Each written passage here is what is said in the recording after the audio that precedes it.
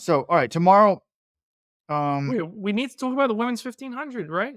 We were all about the semis. The Yeah. semis were Okay, they were fast. At least the second one was.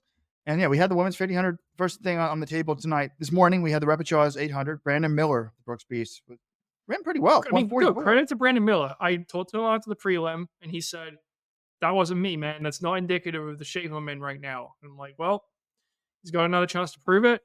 He proved it. He ran 144 from the front, which again, the surprising thing isn't that he did that; it's that he didn't even advance the first time because he ran 143 at the trials. I thought he'd be moving on. Anyway, he has the disadvantage now. He's going to have to run 4 times in 4 days if he wants to run the finals.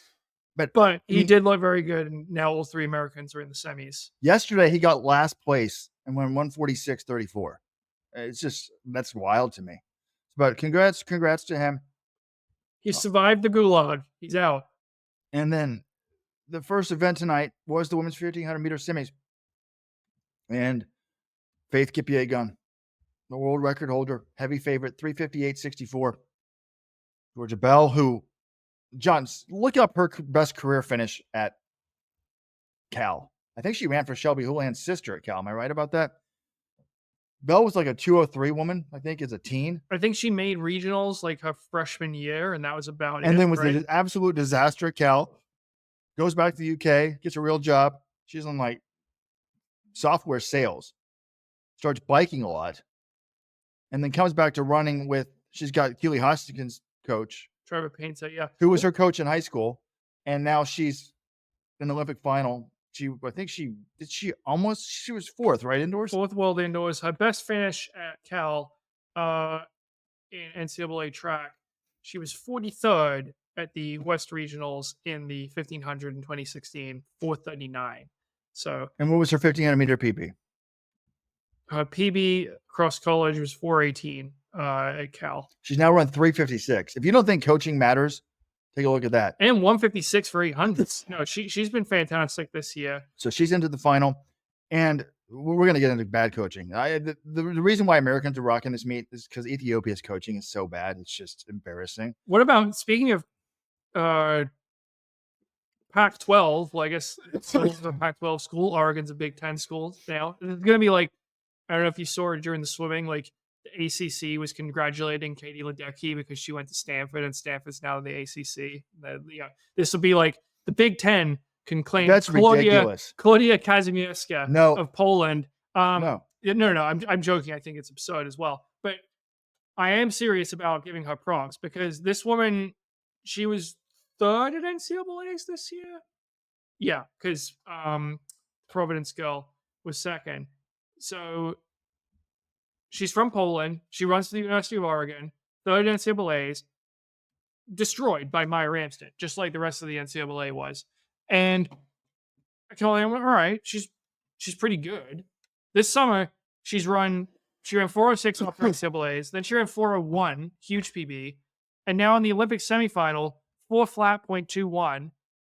She's in the Olympic final. Maya Ramsden is not. Maya Ramsden PR'd in this race, and Claudia Kazimierska beat her by nearly 2 full seconds. So she's coached by Shalane Flanagan and Joe Schumacher, runs at the University of Oregon. What does she have to say after the race, Robert? Well, it was kind of interesting. I said, how do you explain this improvement? And she said, yeah, I thought my season was over after NCAAs. But then she was always playing. The focus was always the Olympics. So she's coached by Shalane Flanagan. Flanagan wanted to keep the volume way, way up. And so they were training really hard, but she thought it might be over at NCAAs because she thought she was hurt. They were afraid she had a stress fracture, but they just took a week with no workouts, and she was good to go. So she credited to 2 things. One, not having school, the stress of school. I know the Oregon school jokes, please stop.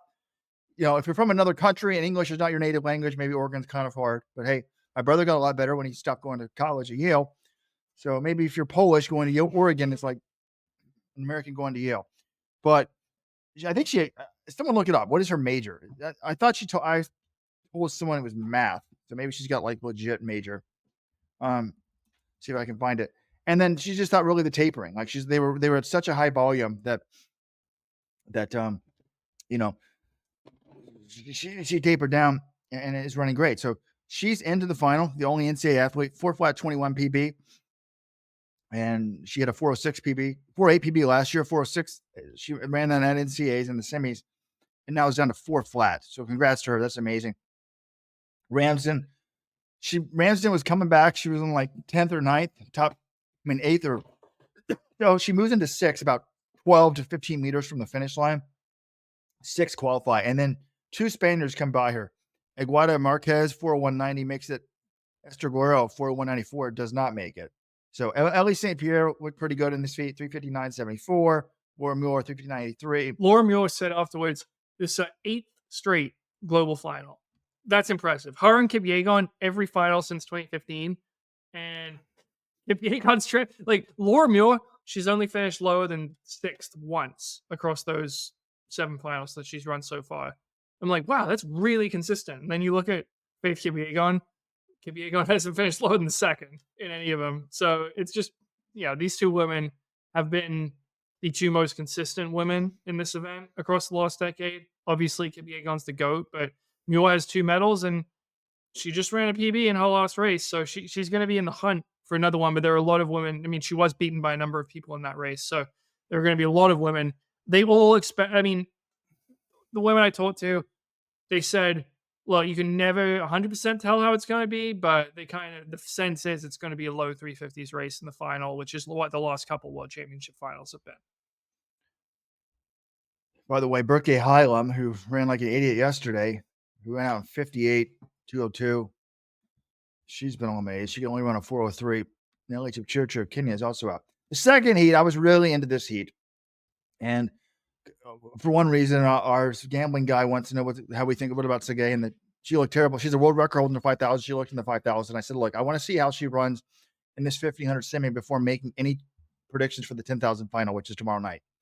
Tsegay was terrible at the end of the 1,500, at the end of the 5,000. I'm like, well, maybe she was just on her period. That's what she said with World Indoors was the problem.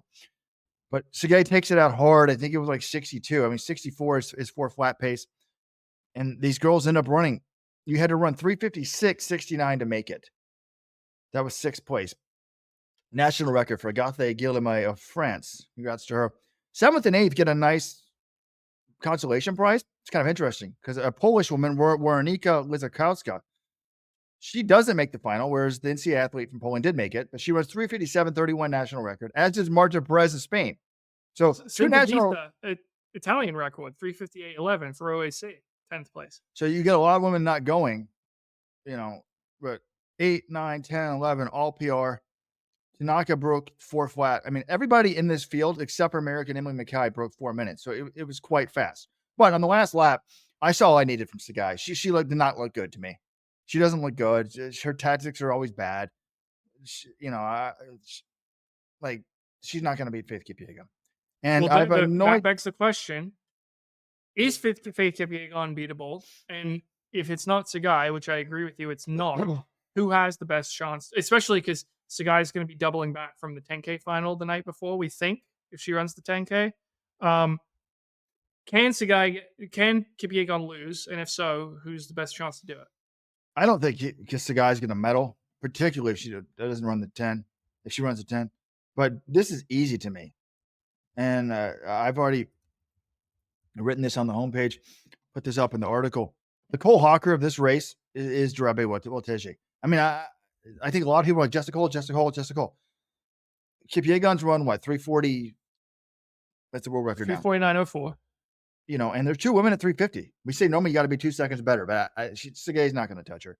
And Laura Muir's also, Jessica Hull's run 350 as well. Tsegay, let's discount her. So people are like, Jessica Hull, she could beat Kipyegon. I don't see that happening. To me, the obvious choice is Jarabe Welteji of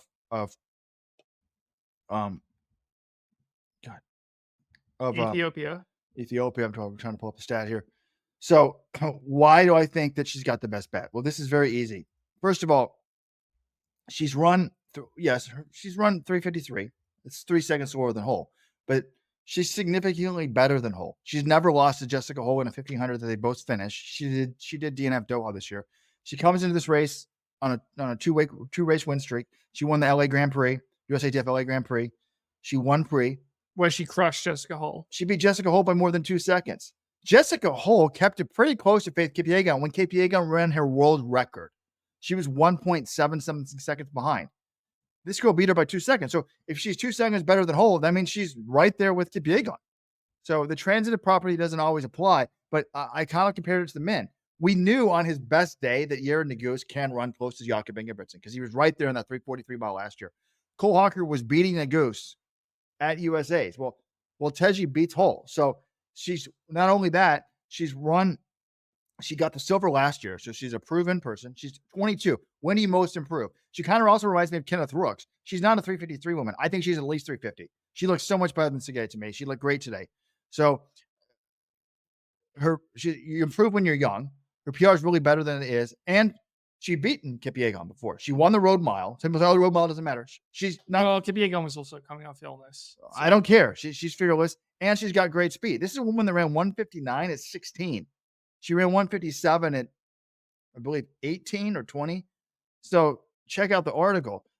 This, to me, is, I don't know. Our gambling guy's got a lot of money on Kipyegon. It's making me a little bit nervous, Welteji here.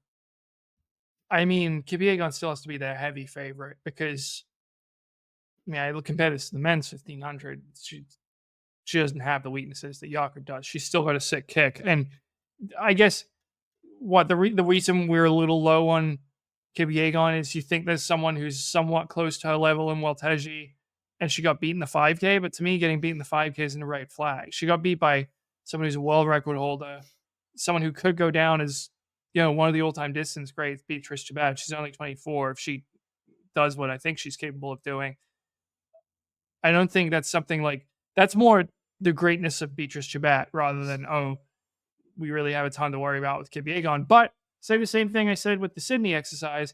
Even a super heavy favorite, we've seen them get beaten. I do think Welteji, look, if she goes right on Kipyegon, she might have a shot, just hangs on her and uses her the way that the others used Jakob in the men's 1500. I do think she's the best chance to upset her. Jess Hull looked good today. And, I think both Americans in the final, Nikki, Hiltz, and Elle St. Pierre, they both have a shot at a medal because I thought they both plan on running for a medal, by the way. Like Nikki what are they going to do? Not run for a medal? Well, okay. I'm just saying, the last few global championships, the Americans haven't. They've been dropped, and not running for a medal was smart because none of them were in shape to do it. Nikki didn't even make the final last year. They were eliminated in the semis. So the Americans have leveled up this year, and I think they are in the medal conversation. They've been so far off the medals in the women's 1500 the last few years, Roy. It's not even funny. It has not been close. This year, I think they do have a shot. And Nikki basically said they thought they could run around 353, 354 in a fast race. I think Elle St. Pierre is probably thinking she can go a little bit faster than that. And I think it could take at least 353 to get a medal if they really hammer this thing. So, well, I agree with the commenters here. I don't expect Faith Kipyegon to hammer this. And we were talking, Faith Kipyegon, some may think she's like Jakob Ingebrigtsen because she's got the success in the 1500, seems unbeatable. Well, before this, pretty good at the 5000 as well. They're not really the same runner. Jakob is an aerobic monster who doesn't have a great kick in the 15. Kipyegon is pretty damn good at the 5000, but she's got a sick kick. So if I'm her, I just do a classic 1500, just let someone else take it and then roll it down. I mean, I think one of these Ethiopians will probably take it. They don't seem good tactically. So, and just try to squeeze down the last 1,000, but chill out. Just, do whatever. If I was her, just stay out of trouble, really, to be honest. So I think the best place to be is in the back or the front. Get in the front, slow it down and see if somebody else wants to take it, help you out. Or I would not run in the pack, though. Today, I didn't like how she was running in the pack. To me, she's good enough to run extra distance. By the way, Elle St. Pierre looks like she was running some extra distance on that first lap to stay out of trouble. So should be a good one.